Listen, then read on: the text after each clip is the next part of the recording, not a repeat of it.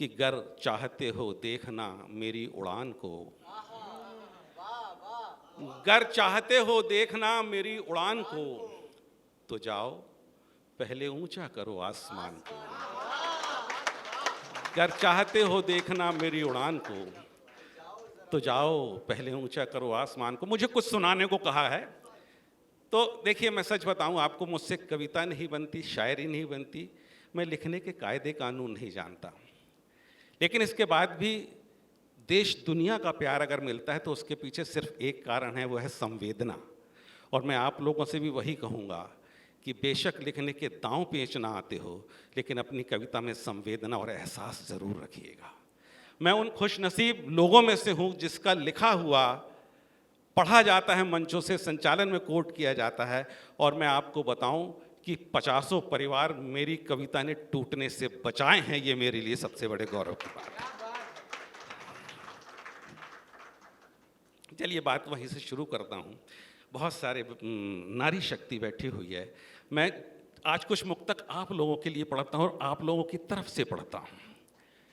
आप लोगों की तरफ से कुछ सवाल देता हूँ मैं पुरुषों को लिए कि सारी सिफत अना के एक तिलिस्म पे खत्म, सारी सिफत अना के एक तिलिस्म पे खत्म, आदर्श नियम सारे किसी रस्म पे खत्म, और कपड़े हवस को प्यार के पहना के मुतमईन, तुम जिस्म से शुरू हुए।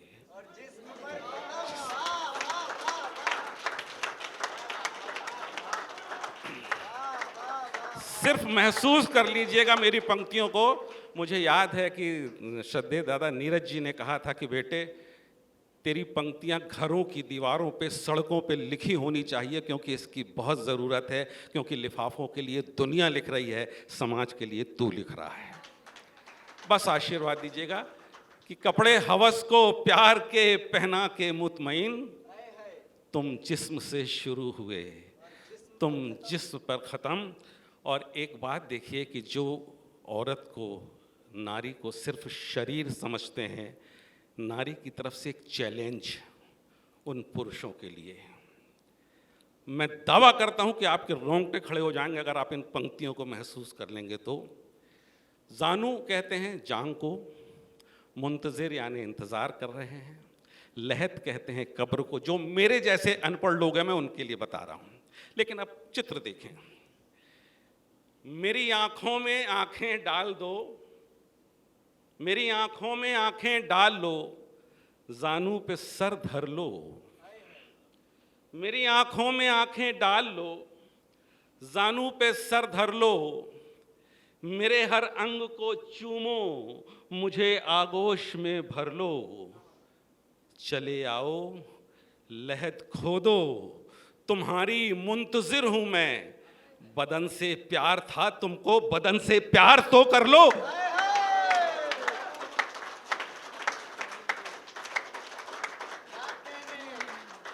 अगर इतना ही बदन से प्यार है तो जो शरीर से चीज गई है उससे तो आपको प्यार कभी था ही नहीं। तो आओ ना, कब्र खोदो, शरीर तो अभी भी वही का वही है। अब प्यार करके दिखाओ कि तुम कितने बड़े पौरुष हो।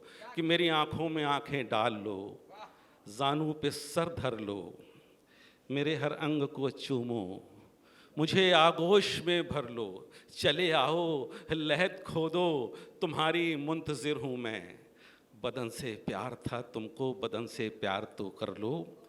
एक देखें, घर ले जाएं, मेरी सारी पंक्तियां घर ले जाएं कि जो अपने घर को ही तुम घर समझ लेते तो अच्छा था। जो अपने घर को ही तुम घर, बहुत सारी नारियों की तरफ से ये बात कह रहा हूं कि जो अपने घर को ही तुम घर समझ लेते तो अच्छा था। मेरे कांधे पे भी है सर, समझ लेते तो अच्छा था। और सजा देने का हक मेरी खता पे है तुम्हें, लेकिन सजा और जुल्म में अंतर, कि सजा देने का हक मेरी खता पे है तुम्हें, लेकिन सजा और जुल्म में अंतर, समझ लेते तो अच्छा था। मुझे सिर्फ 5-10 मिनट और देना है क्योंकि अब मूड बन रहा है थोड़ा सा पढ़ने का। देखें कि मासूम तमन्ना, मैं नारी के ऊपर ही मुक्तक पढ़ रहा हूँ, कि मासूम तमन्नाओं का दाम पूछता है। ये हमारे समाज की स्थिति है। मैंने कहा ना, कविता कहीं नहीं सिर्फ समाज का चेहरा है, कि मासूम तमन्नाओं का दाम पूछता है, और नुक्कड़ पे भिखारन से नन्हा सा उसका बच्चा हर वक्त अपने बाप का ही नाम पूछता है। कि मासूम तमन्नाओं का दाम पूछता है, क्या होगा कल का मेरे अंजाम पूछता है। नुक्कड़ पे भिखारन से नन्हा सा उसका बच्चा हर वक्त अपने बाप का ही नाम पूछता है। एक और देखें हमारे समाज का, कि जब कोई जुल्म होता है तो हम देखते रहते हैं, लेकिन जब उस जुल्म के खिलाफ दूसरे दिन कैंडल मार्च होता है तो हम उसमें शामिल हो जाते हैं। हम कितने मुर्दार हो गए हैं, हम कितने चेहरे लेके जीने वाले लोग हैं। एक 4 पंक्तियां देखें, इसमें एक शब्द है उरिया। उरिया का अर्थ होता है नेकेड, कि नहाने खून से हर हाथ में डंडे निकल आए, नहाने खून से हर हाथ में डंडे निकल आए, हजारों संत मुल्ला पादरी पंडे निकल आए, और वो नुक्कड़ की भिखारन जब तलक जिंदा थी उरियां थी, मरी तो देख लो हर धर्म के झंडे निकल आए। और दोस्तों याद रखना, झंडा कपड़े का होता। कुछ मुक्तक माँ के हवाले से मंचों पे माँ जैसे विषय पे बोलकर लोग, हाँ चलो कुछ वैसे मुक्तक सुना देता हूँ। एक हाँ सुनाता हूँ। एक 4 पंक्ति की किताब में कहता हूँ, और आप लोग जितनी यहाँ नारी शक्ति बैठी है महसूस करिएगा कि मैंने आपकी किस बारीक तकलीफ को समझा है। कि लार की गर्म सलाखें निकालती है माँ, कि लार की गर्म सलाखें निकालती है माँ, बेबसी शर्म के टांके निकालती है माँ, और रोज जब लौट के आती है घर जवां बेटी, जिस्म से सैकड़ों आंखें निकालती है। ये आप सिर्फ महसूस करें, ये पंक्तियां हवा की नहीं है, ये काम सिर्फ माँ ही कर सकती है। कि लार की गर्म सलाखें निकालती है माँ, बेबसी शर्म के टांके निकालती है माँ, और रोज जब लौट के आती है घर जवां बेटी, जिस्म से सैकड़ों आंखें निकालती है माँ। और इसी से एक तकलीफ और निकली कि आपने देखा होगा कि हजारों बच्चियां खुदकुशी करती हैं सिर्फ छेड़छाड़ से तंग आकर। आपने पेपर में पढ़ा होगा। देखिए, इससे एक तकलीफ निकली है कि लप लप जबान लार में डूबी हंसी मिली, लप लप जबान लार में डूबी हंसी मिली, पंजों में गिद्धो चील के सांसें फंसी मिली। ये खुदकशी नहीं मेरी बच्ची का कत्ल है, उसके बदन में सैकड़ों आंखें धसी मिली। ये खुदकशी नहीं मेरी बच्ची का कत्ल है, उसके बदन में सैकड़ों आंखें धसी मिली। और एक मुक्तक और देखें, इसमें एक शब्द है रेज़गारी। रेज़गारी आप समझते होंगे, चेन। कि ज़बां की तल्ख जहरीली कटारी छोड़ देता है, ज़बां की तल्ख जहरीली कटारी छोड़ देता है, अदब से बोलता है रेज़गारी छोड़ देता है। ज़बां की तल्ख जहरीली कटारी छोड़ देता है, अदब से बोलता है रेज़गारी छोड़ देता है। जवां बेटी को मुफलिस बाप ले जाता है ये कहकर, तू संग रहती है तो बनियां उधारी छोड़ देता है। जवां बेटी को मुफलिस बाप ले जाता है ये कहकर। अमित ने जिसके लिए कहा, ये मुक्तक पूरी दुनिया में पढ़ा जा रहा है, और सैकड़ों लोग, मैं बताऊं कि सैकड़ों लोग मेरे मुक्तक अपने नाम से भी पढ़ते हैं। अभी देश के एक बहुत बड़े कवि, अब मैं अगर एक शब्द बोल दूंगा तो आप समझ जाएंगे, पद्मश्री भी हैं, मेरा मुक्तक अपने नाम के साथ चिपका दिया उन्होंने पोस्टर में। तो लोगों ने लिख भी दिया कि ये तो सूरज राय का मुक्तक है, और भैया ऐसा मत करो कम से कम। वो मुक्तक कौन सा था देखें। माँ की एक ऐसी हरकत आपके सामने रख रहा हूँ कि हर बच्चे को बड़े होने पर समझ में आती कि माँ ऐसा क्यों करती थी। कि देने हमें हवा आंचल से रात रात भर जगती थी, देने हमें हवा आंचल से, रात रात भर जगती थी। चूल्हा ना जलता था जिस दिन, बनकर चिता सुलगती थी। और आज समझ में आई माँ की पर्दादारी अश्कों से, जब भी कोई दुख होता था प्याज काटने लगती थी। आज समझ में आई माँ की पर्दादारी अश्कों से, जब भी कोई दुख होता था। अमित ने जो मुक्तक बोला वो फिर उसके बाद माँ के 3-4 मुक्तक सुना के बाद, नहीं तो मैं रात भर पढ़ता रहूँगा। मेरे पास मतलब रिश्तों का इतना वो है कि चेहरों पर मुस्कान दिलों में लेकर खाई बैठे हैं, चेहरों पर मुस्कान दिलों में लेकर खाई बैठे हैं, करके सारे लोग हिसाबे पाई पाई बैठे हैं।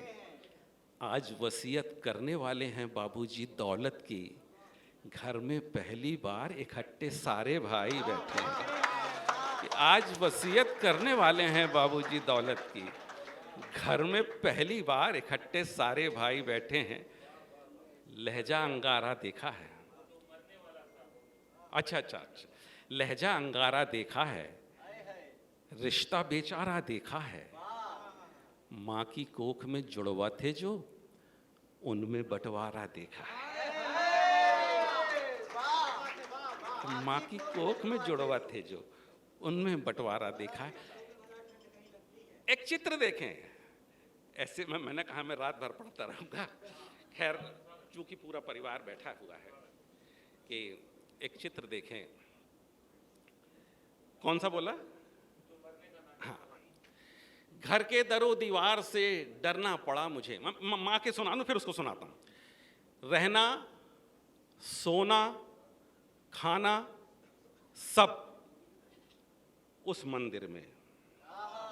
रहना, सोना, खाना सब उस मंदिर में। रिश्ते, नाते और मजहब उस मंदिर में। और जिस मंदिर से भीख में मांगा था बेटा, भीख मांगती है माँ अब। जिस मंदिर से भीख में मांगा था बेटा, भीख मांगती है माँ अब। उस मंदिर में। मेट्रो सिटी की एक बात देखें, मेट्रो सिटी में माँ को इसलिए नहीं रखते कुशल कि उनको माँ से बड़ा प्यार रहता है ना। आया को रखने से अच्छा माँ को रख लो, तो सारे टेंशन अलग हैं। देखे कि पोतियों पोतों की परियों की कहानी मर गई, पोतियों पोतों की परियों की कहानी मर गई, और बहू बेटों की शामों शब सुहानी मर गई। झाड़ू, पोछा, चूल्हा, चौका, बर्तन, कपड़े, देख रेख, माँ तेरे मरने से घर की नौकरानी मर गई। माँ, बस मेरे ख्याल से अमित मैं ख़त्म करूं क्योंकि दूसरा सत्र भी है ना। आप कल भी अगर चाहेंगे तो मैं कल भी सुना। चल एक मुक्तक भर दे दे। अभी उसने रामायण दे रहा था कि कड़कड़ाती ठंड में आपने देखा होगा कि फुटपाथ के किनारे किसी शख्स को बिना कुछ ओढ़े सोते आपने देखा होगा। देखिए बहुत अद्भुत पंक्तियां हैं। नीरज जी तो बड़ा याद करके ले गए थे। आप देखें कि उसे ठंड क्यों नहीं लगती। कड़कड़ाती ठंड में कोई बिना कुछ कपड़े के अर्जुन भाई सो रहा है और उसे ठंड क्यों नहीं लगती। मेरे जहन में सवाल आया और एहसास ने जवाब दिया कि उसे ठंड क्यों नहीं लगती। आप उस मंजर को आंख के सामने रखें और देखें कि नींद की बंदिशों में आंख कहाँ जगती है। नींद की बंदिशों में आंख कहाँ जगती है। जिंदगी बर्फ है कभी कभी सुलगती है, और बेबसी, मुफलिसी, गम, दर्द, जिल्लतें, आंसू, इतने कपड़ों में भला ठंड कहीं लगती है।